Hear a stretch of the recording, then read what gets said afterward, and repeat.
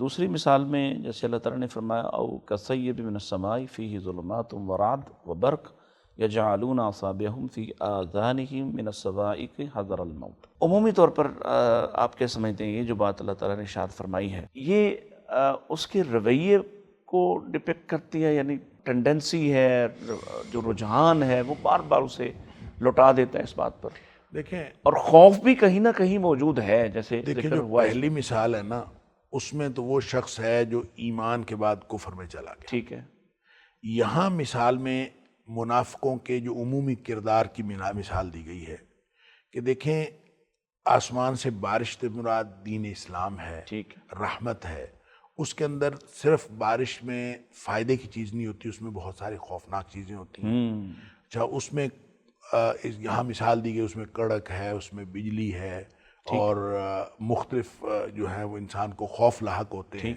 تو جب اس کو خوف لاحق ہوتا ہے تو اپنے کانوں میں انگلیاں دے دیتا ہے خوف کی وجہ سے، اور پھر جو ہی اس کو روشنی ملتی ہے وہ چل پڑتا ہے، اور جو ہی اندھیرا ہوتا ہے وہ رک جاتا ہے۔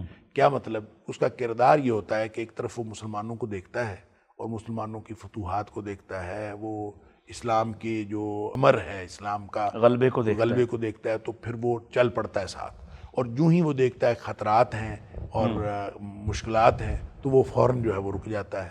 تو یہ ان کا وہ جو کردار ہے نا، جس کو سورہ نساء میں فرمایا گیا لا الہ ہؤلاء ولا الہ ہؤلاء، نہ یہ اس طرف ہوتے ہیں نہ یہ اس طرف ہوتے ہیں، یہ فیصلہ نہیں کر پاتے، ایک متردد آدمی، ایک تشکیک میں مبتلا آدمی، کبھی ادھر کبھی ادھر، یہ اس طرح کا ان کا کردار ہے۔ اس کو واضح کیا گیا ہے کہ یہ اس طرح سے وہ کردار ادا کرتے ہیں، کبھی ادھر جاتے ہیں کبھی ادھر جاتے ہیں۔ اور یہ منافقین مدینہ جو تھے وہ خاص طور پر ان کا کردار یہ تھا، کبھی وہ یہودیوں کے ساتھ دوستی کرتے تھے، کبھی وہ مشرکین کے ساتھ دوستی کرنے کی کوشش کرتے تھے، کبھی مسلمانوں کو یقین دلاتے تھے کہ ہم آپ لوگوں کے ساتھ ہیں۔